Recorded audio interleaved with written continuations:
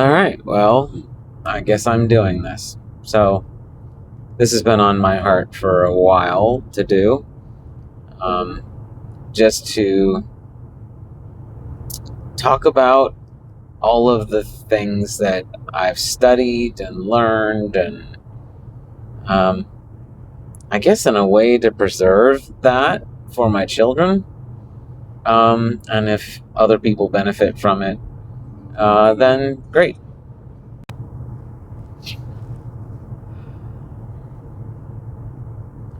So I think the idea of preserving my views and uh, doctrinal bends, the things that I've studied, and preserving all of that knowledge, I think it comes partly from um, my original desire to study like my ancestry, just to know like who I was and where I came from, and then over the course of time it became something like, okay, well, what can I preserve for my children, because they may be interested in that someday.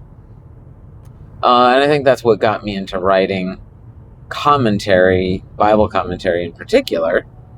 So that started out, but I like the idea of making these videos and putting them together as kind of the same purpose. So I'm doing it.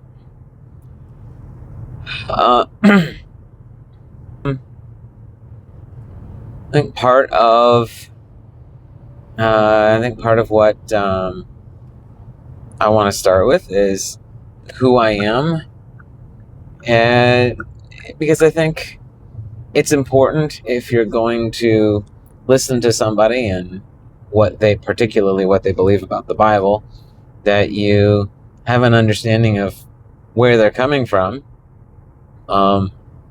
especially if there is something that, like a particular doctrinal bend, as I call it, a doctrinal bend, like something that's not like tied to the gospel necessarily, but which could be important in our relationship with the Lord. So I think it's important to know who you're listening to, where they're coming from.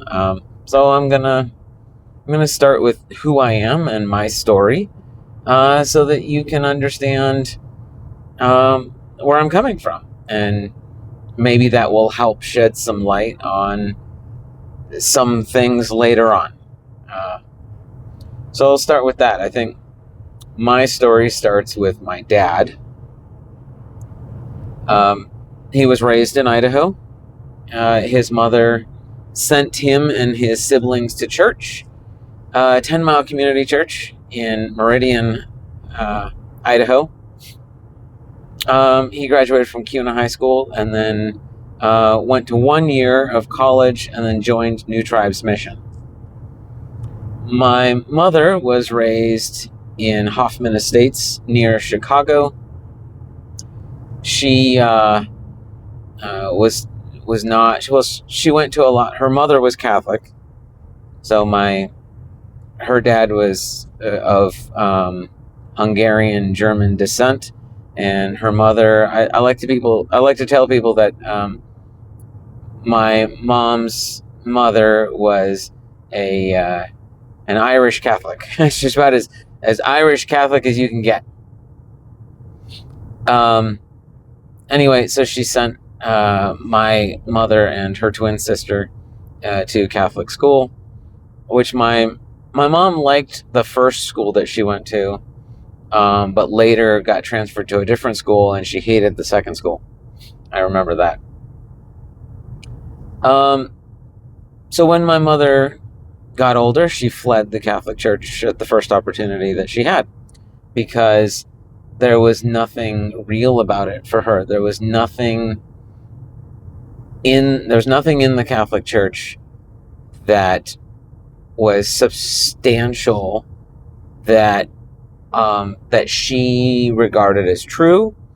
I think part of it was I mean, the reality of our life with Christ, right, is that when people see us, they associate us with God, right? And I think part of it for my mother was the Catholics that she encountered were not a reflection of the God of the Bible, and because they weren't a reflection of the God of the Bible, my mother believed she did not believe good things about God. Her impression of God was that she needed to flee at the first chance that she could get, and that's what she did. She fled the Catholic Church. My mom was not a Christian, was not a professing believer in any way, shape, or form. I think until she was 22, if I recall correctly. She was, and my mother's told this story, so I know it well enough that I think I can regurgitate it. She was staying with her grandmother in New Jersey. I can't remember the name of the lake. I got to visit that house when I was a kid. It was right on a lake. It was on the New Jersey side. That the lake is halfway in New Jersey and halfway in New York. And my great grandmother, my mom's grandmother, lived on the New Jersey side, right on the waterfront. So she was. It was Sunday, and her twin sister Jan was a Christian and was attending church. And I never did ask my mother for this detail, but it occurs to me that she and Jan must have been living in New Jersey, relatively close to their grandmother. Well, of course, my mother was living with her grandmother, or at least visiting her. But Jan must have actually been living there, because that's where Jan and Jan's husband were attending church there. Otherwise, this story wouldn't work. That had to have been the case. So she was sitting in her grandmother's living room. It was Sunday, and something just kept poking at her. And finally, she just said out loud, "Fine, I'll go." And what had been poking at her was this idea, and of course, it was the Holy Spirit poking at her to go to Jan's church. Like I said, her twin sister Jan and her twin sister's husband were both Christians, attending an evangelical style, probably a Baptist church would be my guess. Of course, this was early to mid 70s at this point, 1970s. So her grandmother, my great grandmother, looks up. She loved to play solitaire. I remember great grandmother Grish she just loved solitaire. And so she looked up and she goes, "What?" And my mom goes, "Never mind, Grandma. I'm going to Jan's church." And so she did. And that was the Sunday that my mother made the decision to give her life to God. And it wasn't too much longer after that she joined New Tribes Mission. Now, New Tribes Mission required probably 3 or 4 years worth of training before you ever got assigned to a mission field. The very first thing you needed was you had to have at least 2 years of Bible school. And so New Tribes Mission had 2 Bible schools. One was up in Canada, and one was in Waukesha, Wisconsin. So my mother went to the one in Waukesha, my dad went to the one in Canada. And this was right around the same time. And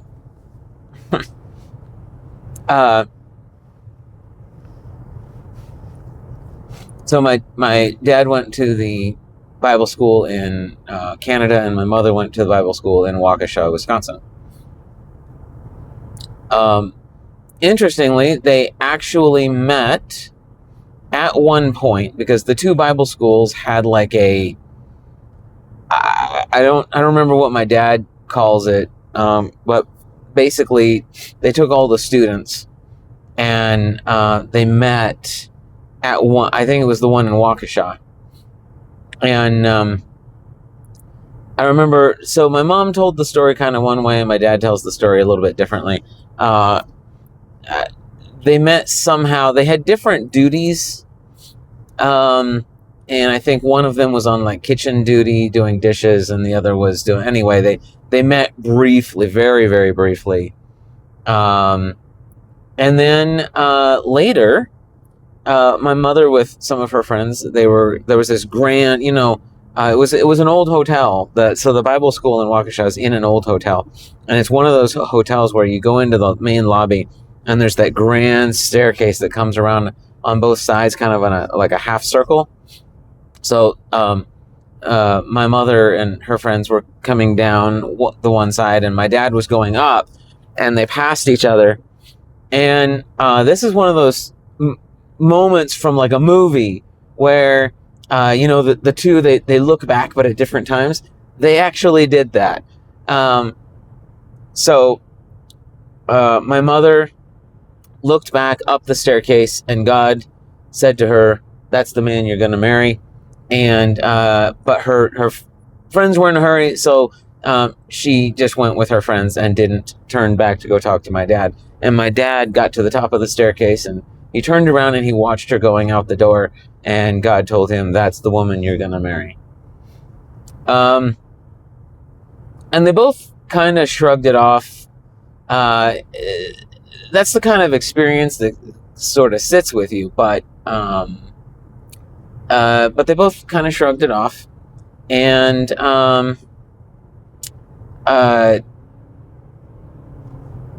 later, so the next thing after you do your 2 years of Bible school, you then have to go to survival training. Now, New Tribes Mission at one time had called it boot camp.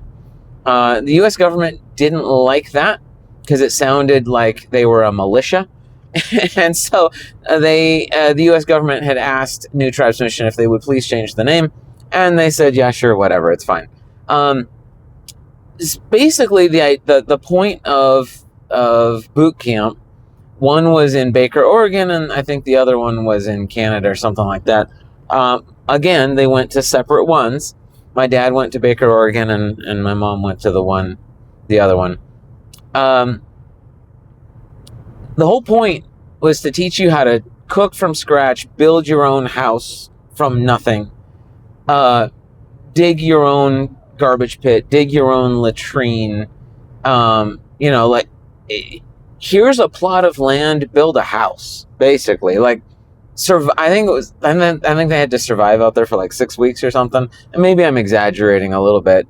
But the whole point was, you're going to be going out into the edge of the world, and you're going to have to build your own house, and you're going to have to cook from scratch, and you're going to have to dig your own garbage pit, and you're going to have to build your own toilet.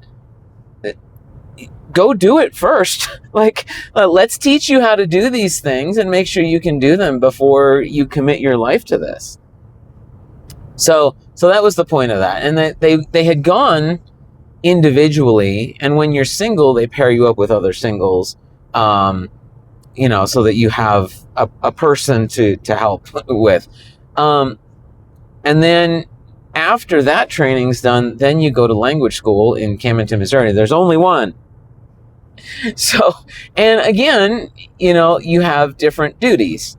My dad was a self-taught mechanic. And so he was working, he volunteered for the mechanic shop. And so he's working in the mechanic shop. And my mother, I'm not sure what her normal duty was, but one particular weekend, she was on the lawn mowing team. They were mowing lawns. And her lawnmower needed some maintenance. So she took it over to the shop, and there was my dad. And they met, and they talked. And 6 weeks later, they were married. That's all the longer it took. 6 weeks. So 6 weeks, and they were married. And then the way New Tribes Mission worked was, if you got married, you had to go back through the training again as a married couple. So they went back to Baker, Oregon, went through the survival training as a couple. And then, at this point, I remember my mom telling me that she was pregnant with me while they were going through that training. They got married in December, and December of 1979, they got married. And then they were, I was born the next November, in November of 1980.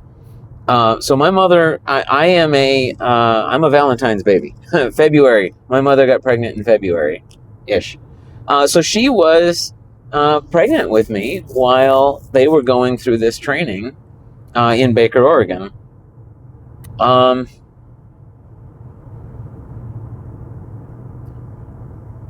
So they completed that as a couple, and went back to the language school as a couple, and completed that. I had been born before they graduated the language school, and the whole point of the language school is to teach you how to learn a language. So they're not trying to teach you a particular language, they're trying to teach you how to learn a language. And my dad took to it like a fish to water. My mother struggled with it, and she struggled with a lot of things like that. But that, yes, she struggled with the language proficiency in particular.